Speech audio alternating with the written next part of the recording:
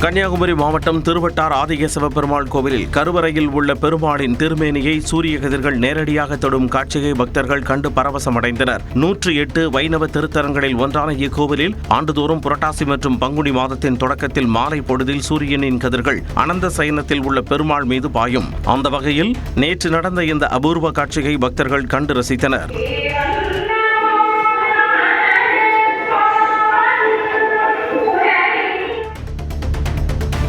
விருதுநகர் மாவட்டம் ராஜபாளையத்தில் திமுக கவுன்சிலர்கள் மூலம் விநியோகம் செய்ய பதுக்கி வைக்கப்பட்டிருந்த பல லட்சம் ரூபாய் மதிப்பிலான விளையாட்டு உபகரணங்கள் பறிமுதல் செய்யப்பட்டன.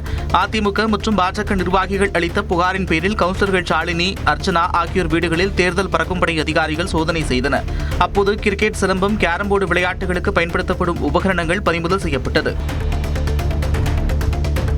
சென்னை துறைப்பாக்கம் பகுதியில் நில உரிமை பிரச்சனையால் சட்டமன்ற தேர்தலை புறக்கணிப்பதாக அறிவித்த மக்கள் வீடுகளில் கருப்பு கொடி கட்டியுள்ளனர். அறிஞர் அண்ணா நகர், 8வது தெரு மற்றும் பல்லவன் தெரு பகுதிகளில் சுமார் 200க்கும் மேற்பட்ட குடும்பங்கள் கடந்த 35 ஆண்டுகளுக்கும் மேலாக வசித்து வருகின்றன. இந்நிலையில் சிலர் ஆக்கிரமிக்க நினைப்பதாகவும் இந்த பிரச்சினைக்கு தீர்வு காண வலியுறுத்தியும் மக்கள் தேர்தலை புறக்கணிப்பதாக அறிவித்துள்ளனர். சென்னை சென்ட்ரலில் இருந்து போடிநாயக்கனூர் செல்லும் ரயில் சேவை வாரத்திற்கு 6 நாட்களாக உயர்த்தப்பட்ட நிலையில் தேனிக்கு வந்த ரயிலுக்கு உற்சாக வரவேற்பு அளிக்கப்பட்டது. வாரம் 3 நாட்கள் மட்டுமே இயக்கப்பட்டு வந்த அதிவிரைவு ரயில் வாரத்தில் 6 நாட்களாக அதிகரிக்கப்பட்டுள்ளது.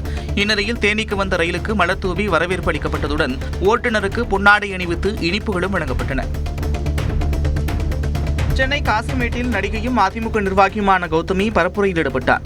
ஆர்கே நகர் தொகுதிக்குட்பட்ட காசிமேடு மீன்பிடி சந்தையில் துண்டு பிரசுரங்களை வழங்கி இரட்டை இலை சின்னத்திற்கு கௌதமி வாக்கு சேகரித்தார். அப்போது அங்கிருந்தவர்கள் அவருடன் செல்ஃபி எடுத்துக் கொண்டனர்.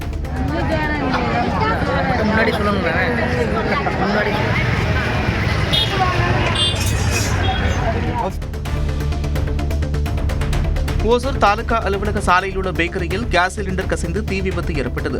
பேக்கரியில் உள்ள கேஸ் சிலிண்டர் காலியானதால் டீ மாஸ்டர் சிலிண்டரை மாற்றியுள்ளார்.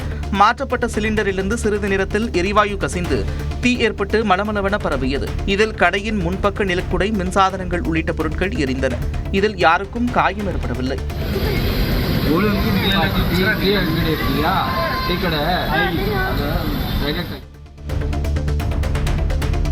கிருஷ்ணகிரி மாவட்டம் போச்சம்பள்ளி அருகே டிராக்டர் மற்றும் டேங்கரை மர்ம நபர்கள் திருடி சென்றனர். ஞானவேல் என்பவர் டிராக்டர் மற்றும் டேங்கர் வைத்து விவசாய பணிகள் செய்து வந்தார். இந்நிலையில் சுமார் 9.5 லட்சம் ரூபாய் மதிப்புள்ள டிராக்டரை மர்ம நபர்கள் திருடி சென்றுள்ளனர். இரவு நேரத்தில் நடைபெற்ற திருட்டு சம்பவம் தொடர்பாக காவல்துறையில் புகார் அளிக்கப்பட்டுள்ளது. திருவண்ணாமலை அண்ணாமலையார் கோவிலில் நடிகர் அருண் விஜயும் அவரது மனைவி ஆர்த்தியும் சுவாமி தரிசனம் செய்தனர். சம்பந்த விநாயகரை வழிபட்ட பின்னர் அண்ணாமலையார் உண்ணாமலையம்மனை வணங்கினர். தொடர்ந்து அவர்களுக்கு கோவில் நிர்வாகம் சார்பில் பிரசாதங்கள் வழங்கப்பட்டது. அதனை பெற்றுக்கொண்ட அருண் விஜய் கோவிலில் அமர்ந்து பிரசாதங்களை சாப்பிட்டுவிட்டு சிறிது நேரம் தியானம் செய்தார். திருச்சி மாவட்டம் திருவானைக்காவல் ஜம்புகேஸ்வரர் அகிலாண்டேஸ்வரி கோவில் பங்குனி தேரோட்டம் கோலாகலமாக நடைபெற்றது. பஞ்சபூத ஸ்தலங்களில் நீர் ஸ்தலமாக விளங்கும் இங்கு பங்குனி தேர் திருவிழா கடந்த மாதம் 24ஆம் தேதி தொடங்கிய நிலையில் அடுத்த மாதம் 5ஆம் தேதி வரை நடைபெற உள்ளது. இந்நிலையில் தேரோட்டத்தில் ஏராளமான மக்கள் பங்கேற்று தேரை வடம் பிடித்து இழுத்தனர்.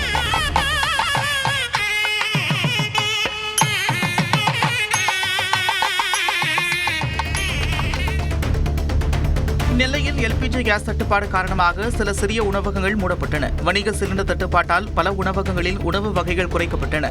இந்நிலையில் பாளையங்கோட்டை, கேடிசி நகர் பகுதிகளில் சில சிறிய உணவகங்கள் மூடப்பட்டன. கேஸ் தட்டுப்பாடு, அதனால திறக்கல.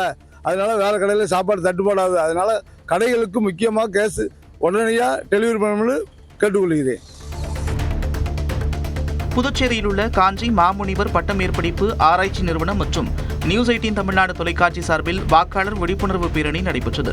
முதல் முறை பெண் வாக்காளர்கள் பங்கேற்ற இந்த பேரணியை ஆட்சியர் குலோத்துங்கன் கொடியசைத்து தொடங்கி வைத்தார்.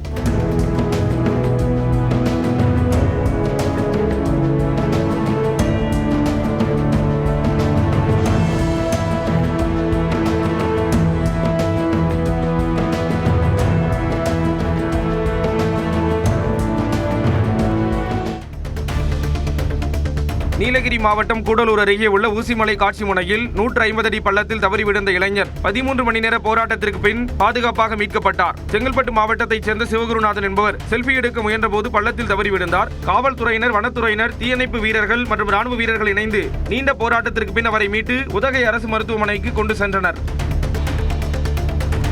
சேலம் மாவட்டம் மேட்டூர் அருகே மேச்சேரி பத்ரகாளியம்மன் கோவிலில் நுழைந்த திருடர்கள் உண்டியலை தூக்கி சென்ற காட்சி அங்குள்ள சிசிடிவி கேமராவில் பதிவாகியுள்ளது.